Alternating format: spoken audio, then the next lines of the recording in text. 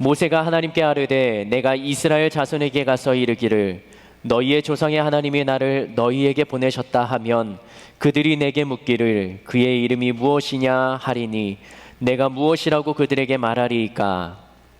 하나님이 모세에게 이르시되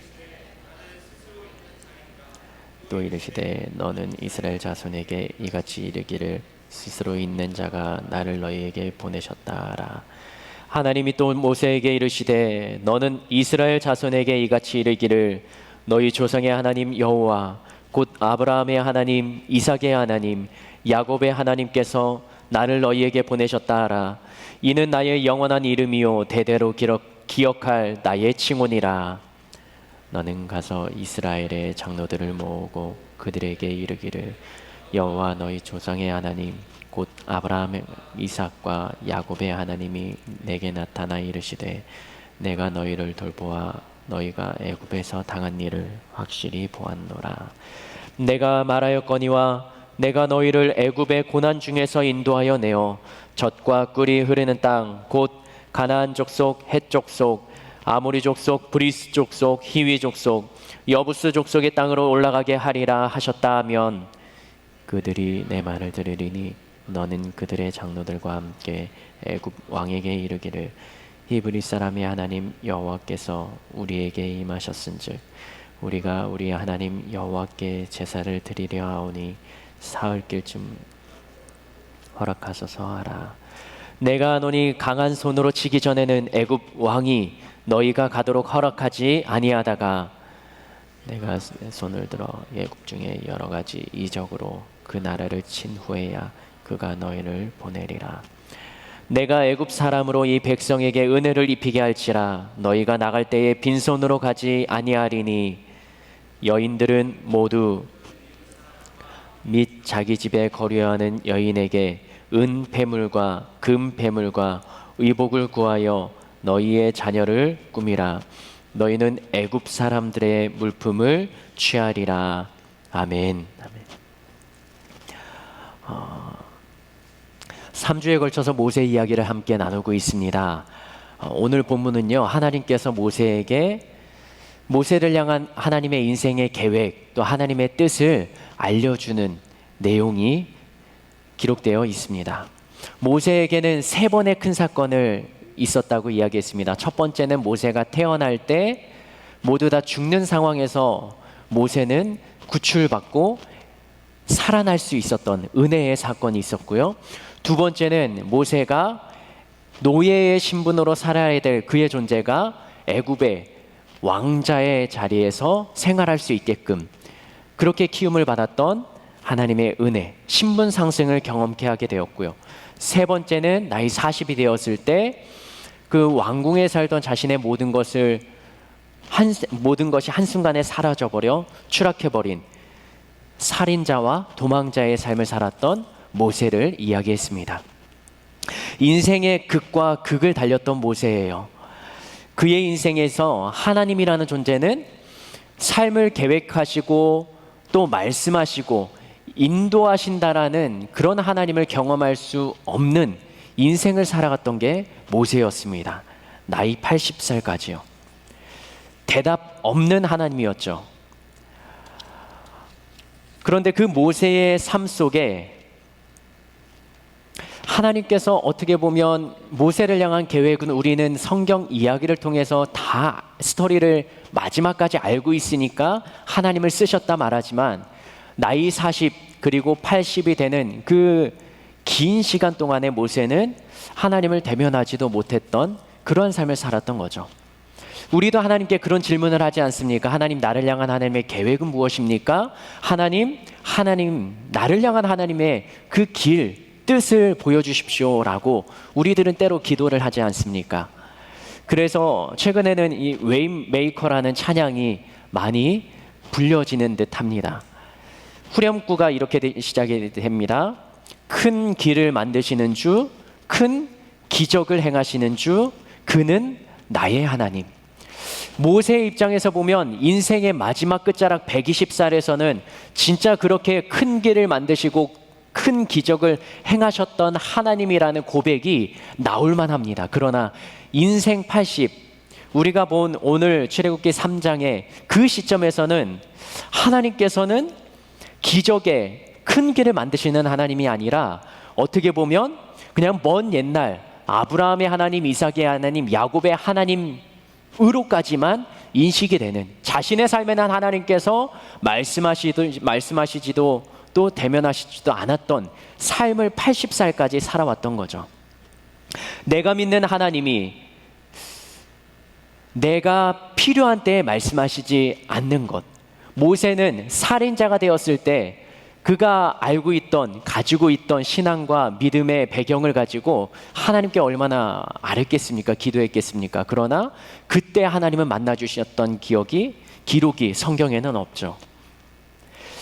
우리도 내가 믿는 하나님은 전능하신 하나님, 우리의 기도를 들으시는 하나님, 우리의 모든 삶을 보시고 인도해 가시는 하나님이라는 것을 지식으로는 우리가 알고 있습니다. 그러나 우리가 하나님께 기도할 때 하나님이 반응하시지 않고 말씀하지 않으시면 우리는 어떻게 반응합니까? 가장 첫 번째 반응은 그냥 확 들이박는 거죠. 들이박고 하나님을 떠나갑니다. 다른 반응은 기다립니다. 왜냐하면 우리가 좀 배웠잖아요. 하나님이 말씀하지 않으시면 좀 기다려야 된다, 기도해야 된다, 이런 알고 있는 지식으로 버팁니다. 그러나 그 시간이 길어질수록 우리들은 포기하게 되는, 변화가 없기 때문에 나의 삶에 말씀하시지도 변화도 일어나지 않기 때문에 오히려 지쳐버리는 그러한 신앙의 모습도 우리들에게는 있기도 합니다. 그런데 아까 소개했던 웨이메이커라는 찬양에서는 이렇게 고백합니다. 비록 내게 보이지 않아도, 비록 내게 들리지 않아도. 그 다음 가사가 어떻게 되죠? 비록 내게 보이지 않아도, 비록 내게 들리지 않아도 일하시네 주님. 가사는 그렇게 고백이 되잖아요. 보이지 않아도 들리지 않아도 하나님께서는 어떻게 하신다고요? 나의 주변에서 일하신다는 고백이죠. 모세의 삶에서는 하나님께서는 말씀하시지도 들리지도 않았던, 보이지도 않았던 하나님이었지만 모세에게 어떻게 일하고 계셨을까? 그리고 또 모세를 향한 어떠한 시간을 가지고 계셨을까? 그것을 우리가 함께 나눠보고자 합니다. 하나님께서는 떨기나무에서 모세를 대면하죠. 그리고 보이지 않지만 꺼지지 않는 불, 타지 않는 떨기나무에서 모세에게 말씀하십니다. 그리고 모세를 향한 하나님의 큰 계획을 이야기하십니다. 모세를 향한 하나님의 계획이 두 가지를 언급하는데요. 그 첫 번째는 이스라엘 백성들에게 하나님이 전달하는 내용을 가서 말하라라는 것입니다. 출애굽기 3장 16절 17절 말씀 같이 한번 읽어보겠습니다. 시작. 너는 가서 이스라엘의 장로들을 모으고 그들에게 이르기를 여호와 너희 조상의 하나님 곧 아브라함과 이삭과 야곱의 내게 나타나 이르시되 내가 너희를 돌보아 너희가 애굽에서 당한 일을 확실히 보았노라. 내가 말하였거니와 내가 너희를 애굽의 고난 중에서 인도하여 내어 젖과 꿀이 흐르는 땅 곧 가나안 족속, 헷 족, 아모리 족속, 브리스 족속, 히위 족속, 여부스 족속의 땅으로 올라가게 하리라. 이게 하나님이 이스라엘 백성들 노예로 살고 있는 애굽 땅의 히브리 민족에게 가서 전하라고 하셨던 모세를 향한 명령 첫 번째입니다. 이스라엘의 모든 장로들을 모으고 그들에게 너희 조상의 하나님이 말씀하셨다. 내가 너희를 돌보아 너희가 애굽에서 당한 모든 일들을 하나님이 보았다라고 전하라는 거죠. 하나님께서는 이스라엘 백성들의 삶을 보고 계셨습니다. 그리고 그들에게 이제는 그 애굽 땅에서 430년 동안 굳어져 버리고 움직이지 않고 변화되지 않는 그들의 노예의 삶을 모두 다 청산하고 정리하고 움직이기를 원하시는 게 하나님의 계획, 첫 번째 계획이었습니다. 두 번째 계획은 이스라엘 백성들에게 그 내용을 전달하라는 거고요. 너희는 이제 일어나야 된다, 움직여야 된다라는 것을 전하라는 거고, 두 번째는 바로 왕 앞에 가서 전하라는 것입니다. 출애굽기 3장 18절 말씀 같이 읽어보도록 하겠습니다. 시작. 그들이 내 말을 들으리니 너는 그들의 장로들과 함께 애굽 왕에게 이르기를 히브리 사람의 하나님 여호와께서 우리에게 임하셨은즉 우리가 우리 하나님 여호와께 제사를 드리려 하오니 사흘길쯤 광야로 가도록 허락하소서 하라.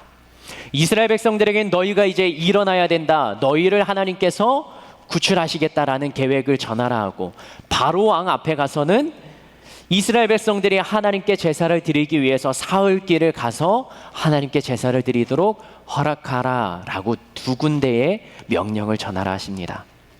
하나님의 큰 계획은 이스라엘 백성들을 불러내서 하나님을 예배하는 예배 공동체로 세우는 것입니다. 그것 중에서 모세가 해야 되는, 모세에게 떨어졌던 두 가지 명령은 이스라엘 백성들에게 전하는 것이고 바로 왕에게 전하는 것이었죠. 그 명령을 받은 모세는 어떤 마음이었을까요? 40년 자신의 꿈과 비전을 가지고 이스라엘을, 히브리 민족을 구출하겠다라는 마음을 가졌던 40년, 그러나 모든 것이 무너지고 가시밭길을 걸어왔던 40년, 자기는 모든 걸 다 포기해버렸어요. 자신의 꿈도 없습니다. 그렇게 다 포기해버렸는데 하나님께서는 다시 자신 앞에 나타나신 것이죠.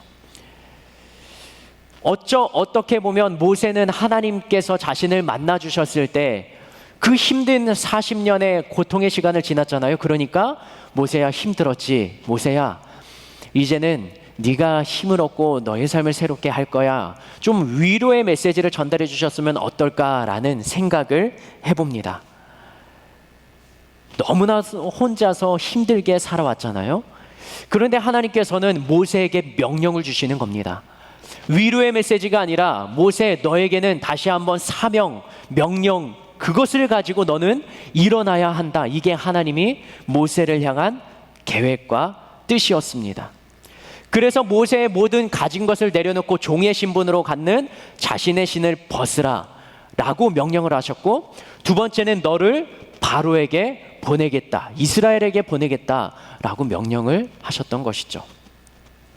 모세는 제가 세웠던 계획, 그걸 하나님께서 다 무너뜨리셨잖아요. 그런데 이제서야 40년이 지나서야 모든 힘든 고통을 다 겪고 다 끝났는데 이제 다시 시작하시겠다고요? 때려치고 도망칠 수 있었던 모세, 그 심정 아니겠습니까? 그리고 바로 왕 앞에 간다는 건 모세가 40년 자기는 왕궁을 떠나 살았지만 자기와 함께 살았던 애굽의 왕자들, 그 중에서 한 명이 바로의 왕이 되어서 자기가 했던 모든 것을 알고 있는 그 왕 앞에 나가야 된다는 건데 모세는 가고 싶지도 않았겠죠. 가고 싶지 않은 곳으로 하나님은 다시 몰아세워서 모세를 보내기를 원하십니다. 다른 면에서 한번 모세를 보겠습니다. 하나님이 택하셨던 모세, 그러면 하나님의 부르심을 받았던 그 80세의 나이에 모세는 하나님의 뜻을 이루기에 모든 것이 다 완벽하게 준비되었을까? 출애굽기 4장 1절에 보면 모세는 이렇게 하나님 앞에 이야기합니다. 애굽으로 가라는 말씀을 듣고 난 다음에 모세가 했던 이야기입니다. 출애굽기 4장 1절이요. 읽겠습니다. 모세가 대답하여 이르되 그러나 그들이 나를 믿지 아니하며 내 말을 듣지 아니하고 이르기를 여호와께서 내게 나타나지 아니하셨다 하리이다. 하나님께서 가라고 하시지만 제가 가서 이야기하면 그 사람들이 저의 말을 믿지 않을 거예요. 출애굽기 4장 10절 말씀 다시 한번 읽어보겠습니다. 출애굽기 4장 10절이요. 시작. 모세가 여호와께 아뢰되 오 주여, 나는 본래 말을 잘하지 못하는 자니이다. 주께서 주의 종에게 명령하신 후에도 역시 그러하니 나는 입이 뻣뻣하고 혀가 둔한 자니이다. 자신은 말을 못한다고 이야기하는 거죠. 다른 말로는 가기 싫다는 거죠. 출애굽기 4장 13절 말씀이요. 이제는 이렇게 모세는 표현합니다. 4장 13절 시작. 모세가 이르되 오 주여, 보낼 만한 자를 보내소서. 모세는 자기가 가겠다는 거예요? 가지 않겠다는 거예요? 가지 않겠다라는 거죠. 하나님의 부르심을 받은 자는 모든 연단의 과정을 통해서 하나님께서 쓰실 만한 준비가 된 그릇을 가진 자도 있지만, 때로는 하나님께서 준비가 안 된 상태이지만 그러나 하나님의 명령을 내리시고 그를 부르시는 때도 있다라는 것이죠. 이 후자의 경우가 모세였어요. 모세가 모든 걸 준비된 그릇이 아니라 모세는 할 수 없다라고, 자신은 아무런 경험도 없고 생각도 없고 비전도 없고 꿈도 없고 할 수도 없다라고 자신을 너무나 나약한 존재, 할 수 없는 존재로 인식하고 있습니다. 그런데 하나님은 모세를 부르셨다라는 것이죠. 모세는 하나님의 부르심에 당황했습니다. 왜냐하면 자신의 처지를 너무나 정확하게 잘 알고 있었기 때문입니다. 출애굽기 3장 11절 말씀, 그래서 모세는 이렇게 하나님 앞에 이야기합니다. 3장 11절 말씀입니다. 읽겠습니다. 모세가 하나님께 아뢰되 내가 누구이기에 바로에게 가며 이스라엘 자손을 애굽에서 인도하여 내리까. 모세가 40년 왕궁의 교육을 받았지만 40년 목자 양치기로 살았습니다. 그 당시 목자 양치기는 그냥 허드렛 일로 생각하면 됩니다. 그 당시 이스라엘 백성들은 200만 명 정도로 이야기합니다. 양을 치던 그 한 사람이 200만 명 앞에 가서 그들의 지도자로 리더의 역할을 감당해야 된다는 것이죠. 모세는 자기가 보잘것없다는 것을 너무나 잘 알고 있었습니다. 그리고 용기도 없고 할 말, 당당하게 자신 있게 그들 앞에서 연설할 자신도 없다라고 너무나도 정확하게 자신을 분석합니다. 그리고 한편으로는 하나님이 말씀하신 그 일, 200만 명 앞에 이스라엘 백성들 앞에 가고 자기를 죽이려고 했던 애굽 바로왕 앞에 가서 말해야 되는 그 일을 하기 싫었을지도 모릅니다. 그런데 그때 하나님께서는 모세에게 말씀하신다라는 거죠.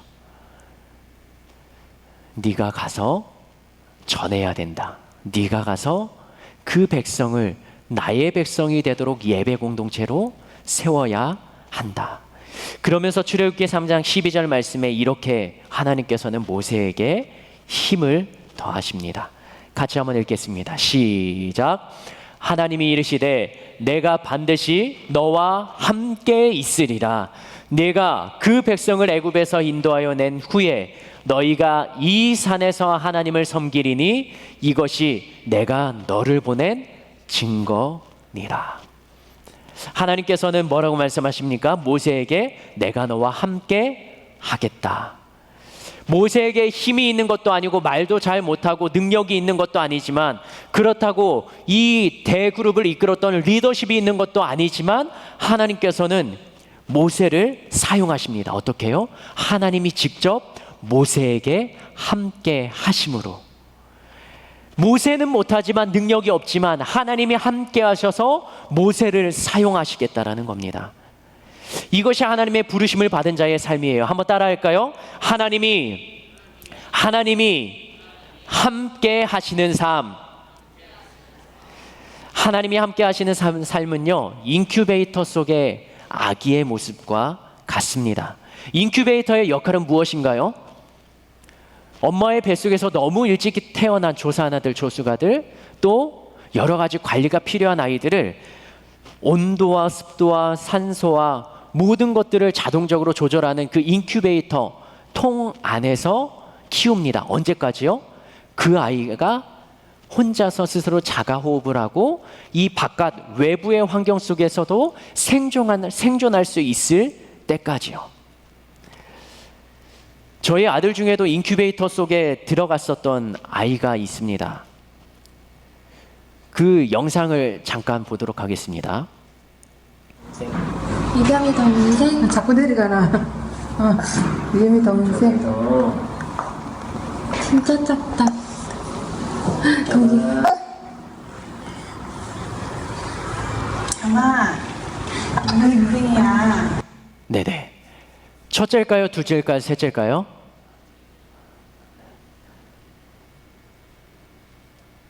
이 아이는요 5주 일찍 태어났어요. 10달이 돼야 태어난다는데 9달 전에 태어난 거죠. 그런데 키는 50cm, 한 2뼘 정도, 이 정도 되는 거예요. 50cm, 몸무게는 3.07kg. 어느 정도인지 감이 안 되죠. 키가 50, 몸무게가 3.7 정도면 그냥 보통 정상적인 평균 남자아이에 태어나는 사이즈입니다. 그러면 무슨 말이에요? 5주 일찍 태어났는데 평균 아이의 사이즈 컸다는 거죠. 둘째 아이예요, 미니. 5주 일찍 태어났는데 컸어요. 외형적으로는 안 들어가도 돼요. 그런데 의사 선생님은 이야기합니다. 5주 일찍 태어났으니까 그 안에 들어갔다 지켜본 다음에 안정권에 들어왔을 때 나와야 합니다. 저의 눈에 봤을 때는 그냥 태어나이는 다 똑같아 보여요. 뭐 잘 지낼 수 있겠죠. 그런데 의사의 눈에는 5주라는 시간이 아직 덜 자란 시간으로 여겨지는 거예요. 그래서 관리와 보호가 필요한 시간이라 생각되고, 유민이는 그 안에 인큐베이터 안에 있으면서 계속적으로 간호사와 의사의 체크를 받으면서 건강 상태를 체크하고, 거기서 3, 4일의 시간을 보낸 뒤에 괜찮다라는 판정을 받고 인큐베이터 밖으로 나왔습니다.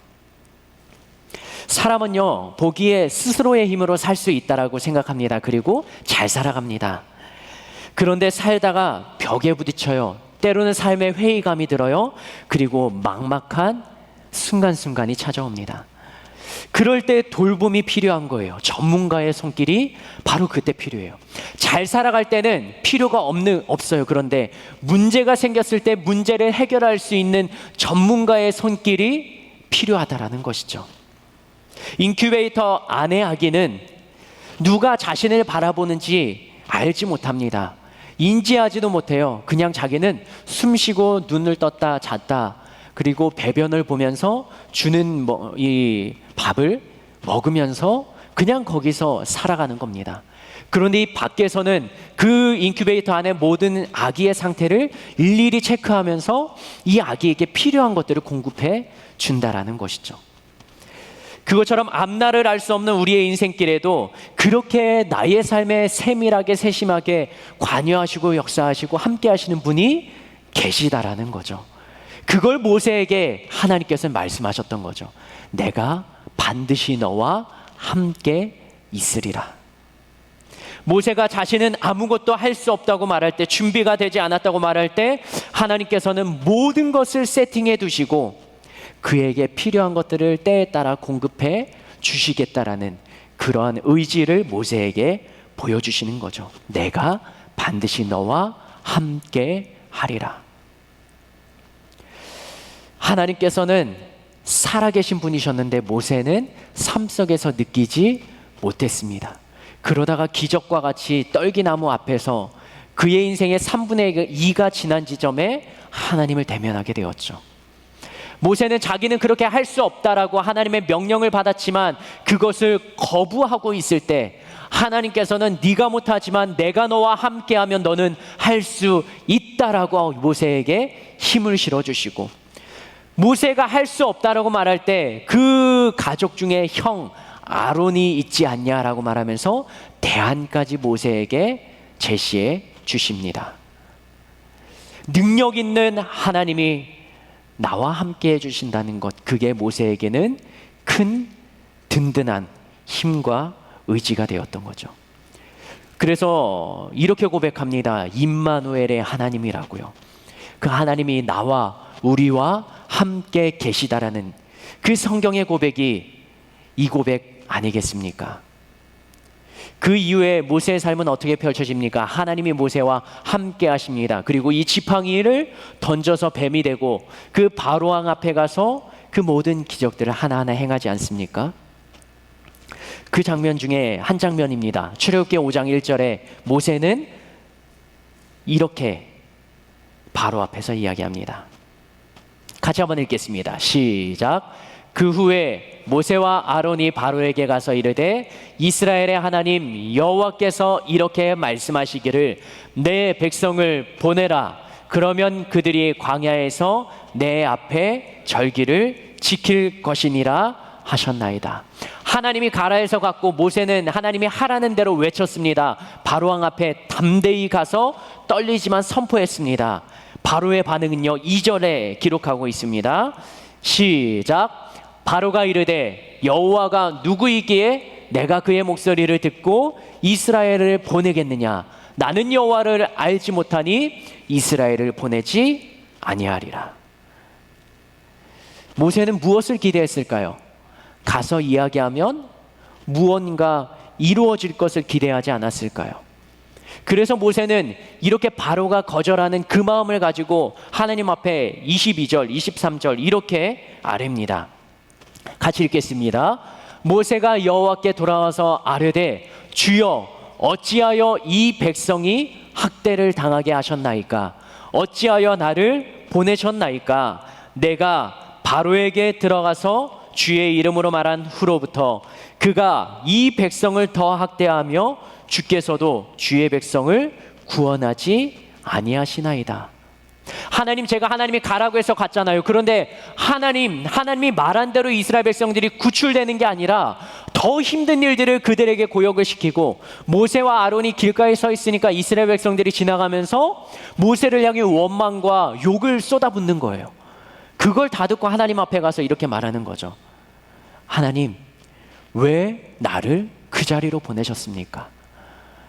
모세는 하나님의 말씀에 순종했지만, 명령을 그대로 이행했지만 좌절을 경험합니다. 실패를 경험합니다. 내가 안 간다고 말했잖아요. 그런데 하나님 왜 자꾸 가라 해서 나도 힘들게 하고 이스라엘 백성도 그 고역을 더하게 하십니까? 그때 하나님께서는 그 다음 구절에 바로 이렇게 말씀하십니다. 출애굽기 6장 1절 말씀이요. 시작. 여호와께서 모세에게 이르시되 이제 내가 바로에게 하는 일을 내가 보리라. 강한 손으로 말미암아 바로가 그들을 보내리라. 강한 손으로 말미암아 바로가 그들의 땅에서 쫓아내리라.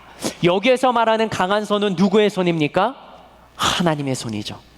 하나님께서 바로에게 하는 일을 이제 네가 볼 거야. 한 번으로 그들이 구출되지 않았지만 내가 너를 통한 계획을 가지고 있어. 우리의 인생길에 하나님의 말씀대로 순종했지만 나의 삶이 확 열리지 않는 그 순간, 하나님께서는 그 다음 스텝을 준비하고 계신 거예요.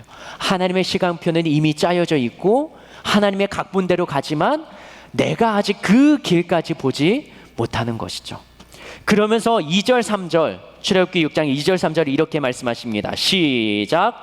하나님이 모세에게 말씀하여 이르시되 나는 여호와니라. 내가 아브라함과 이삭과 야곱에게 전능의 하나님으로 나타났으나 나의 이름을 여호와로는 그들에게 알리지 아니하였다. 나는 여호와다. 내가 아브라함과 이삭과 야곱에게 전능한 하나님으로 나타났지만 나의 이름을 아직 애국 그 사람들에게는 말하지 않았다. 그들에게 나의 이름을 진짜 보여주지 않았다. 그 다음 벌어지는 일은 뭐예요? 하나님의 하나님 되심을 그들에게 보여주시는 것이죠.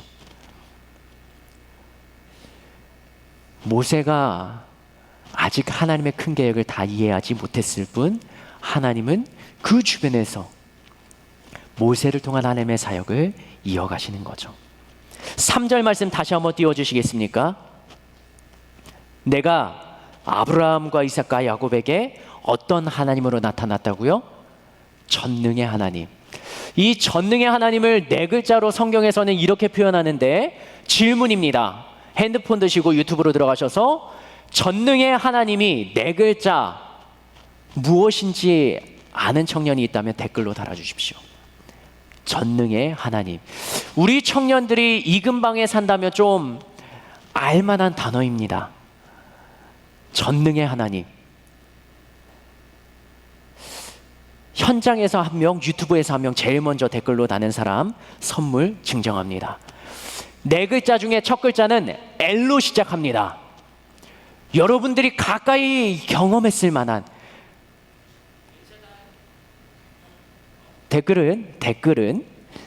댓글에서 가장 먼저 적는 청년.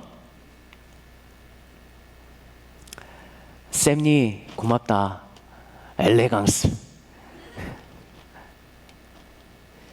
현장 한 명, 유튜브 한 명.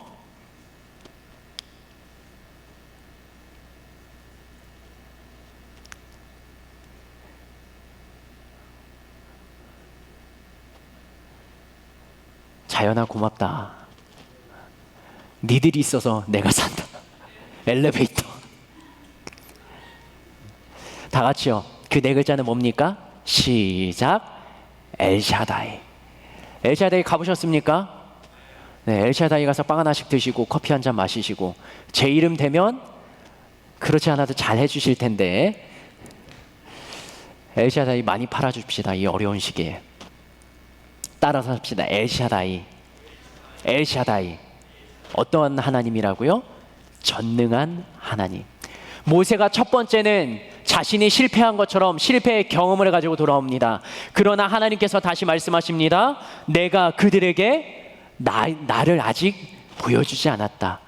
그 다음부터 하나님의 계획은 10가지 재앙을 보여주시고 이스라엘 백성들이 몸만 나오는 게 아니라 그들이 소유했던 모든 걸 가지고 나올 수 있다.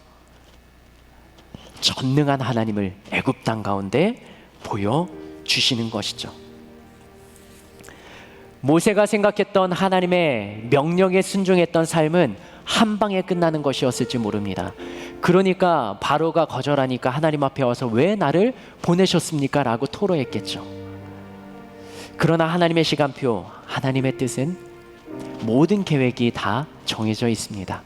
그리고 우리들은 시계 바늘처럼 그 시간대가 되면 하나님의 계획한 그 뜻이 이루어지고 다시 한번 시간이 조금 더 지나가면 하나님의 뜻이 그때 주어졌던 하나님의 뜻이 이루어지고 10가지 재앙도 순서적으로 순차적으로 바로의 마음이 완악할 것이라고 미리 다 모세에게 알려주셨던 것처럼 하나님은 그 뜻을 하나하나 이루어 가시는 것이죠. 그리고 결국에는 이스라엘 백성들이 제단을 쌓고 하나님을 예배할 수 있는 예배 공동체로 세워 가십니다. 하나님은 누구를 들어 사용하십니까? 인생을 포기하고 넘어져 있던 모세를 부르십니다. 그리고 그 모세 한 사람이 일어서니까 그 한 사람이 하나님의 뜻에 반응하니까 이스라엘 백성들 200만 명이 하나님의 뜻에 합당한 민족 예배자들이 될 수 있도록 일어나서 움직이고 출애굽을 이루어 갑니다. 모세 한 사람이 살아나니까 이스라엘 백성 공동체가 회복되고 살아나는 것이죠. 하나님은 한 사람을 먼저 세우십니다. 그리고 그 한 사람을 통해서 공동체를 일으켜 세우십니다.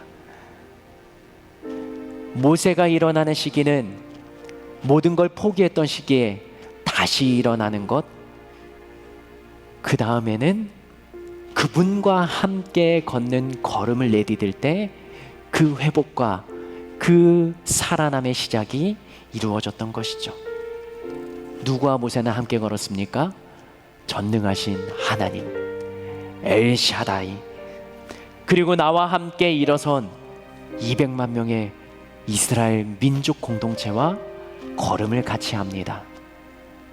이게 하나님의 뜻, 하나님의 계획. 모세 혼자서는 할 수가 없었겠죠. 하나님이 함께 하실 때 가능합니다. 그래서 모세는 그 이후의 시간부터 자신의 혈기왕성한 인격이 다스려지지 않는 모난 모습이 있었지만 그래도 그는 하나님과 함께 걷기 시작합니다. 이스라엘 백성들을 다 떨어뜨려 버리고 다 포기해 버리고 자신 혼자 살고 싶은 그러한 분노에 열받는 감정도 있었지만 그러나 다시 그들과 백성들과 같이 걸어가기 시작합니다. 어디를요? 40년 광야 생활을요. 그리고 모압 땅에서 하나님이 저 건너편에 적과 꿀이 흐르는 땅을 바라보게 하셨을 때 너는 여기까지라 말씀하실 때 모세는 그때는 아무런 말도 안 하고 하나님 앞에 순종하고 나의 역할이 여기까지면 여기까지 감당하겠습니다. 이게 모세의 신앙과 믿음이었죠. 하나님이 함께 하시는 걸음, 그 걸음을 걸어갔던 모세죠. 나를 통해 하나님의 뜻은 언제 이루어질까요? 나를 향한 하나님의 계획은 무엇일까요? 나의 삶 속에 임하고 알려지고 그리고 나도 주님을 보고 주님과 함께 걷기를 원하는 간절한 바람, 그리고 하나님의 뜻에 합당한 삶을 살아가기를 원하는 우리들의 마음, 그 모든 걸 다 아시는 하나님, 때론 내가 하나님을 보지 못하면 아직 인큐베이터 속에 있는, 아무것도 말을 들을 수도 없고 이해할 수도 없는, 아직은 믿음이 더 자라나야 되는 갓 태어난 아기의 모습과 같이 너무 어리게 하나님의 뜻을 아직 분별하지 못할지도 모릅니다. 그러나 그 속에서 하나님은 그 안 인큐베이터 안에 손을 넣어서 나의 밥을 먹이시고, 때로는 내가 영양분이 필요할 때는, 영양제가 필요할 때는 그 안에 손을 넣어 주사를 맞춰 주셔서 내가 영적으로 다시 한번 회복할 수 있도록, 움직임이 없을 때는 다시 한번 주물르고 만져주셔서 근육이 반응할 수 있도록 내 주변에서 계속적으로 말씀하시고 두드려 주시는 그 하나님의 손길을 느끼지 못하는데, 그러나 하나님은 그 옆에 함께 계시다라는 것이죠. 시간 눈을 감고 우리가 그 주님의 손길을 한번 갈망하면 좋겠습니다. 하나님, 나를 향한 주님의 손길은 무엇이었습니까? 그리고 나를 향한 하나님의 뜻은 무엇이었습니까? 내가 살아갈 힘이 없고 늘 두려움 속에 놓였을 때, 그때 하나님이 옆에서 무엇을 하셨습니까? 그 연약한 상황 가운데 나를 향한 하나님의 계획과 뜻은 무엇입니까? 내가 깨닫지 못했다면 지나온 삶의 연장 가운데 주님의 손길이 어디에 있었는지 나의 삶을 돌아보며 나의 삶을 훑어보며 그 하나님의 계획과 뜻 이해할 수 있는 마음을 부어주십시오. 하나님, 모세도 처음에는 못한다 말했습니다. 그러나 주님이 명령하시며 주님이 말씀하셨을 때 모세는 반응합니다. 그리고 주님의 뜻대로 한 걸음 나아갑니다. 주님의 손을 잡고 같이 걷기 시작합니다. 나도 그러한 걸음을 뗄 수 있는 용기와 담대함을 주십시오. 나도 주님의 말씀에 반응할 수 있는 힘과 용기를 더하여 주십시오. 내가 먼저 살아나야 나의 셀이, 나의 마을이, 나의 공동체가 살아나는데, 하나님, 이 영혼이 먼저 살아날 수 있는 힘과 용기와 일어남을 허락하여 주십시오. 예수여, 3번 부리며 주님 앞에 기도하며 나아가시겠습니다.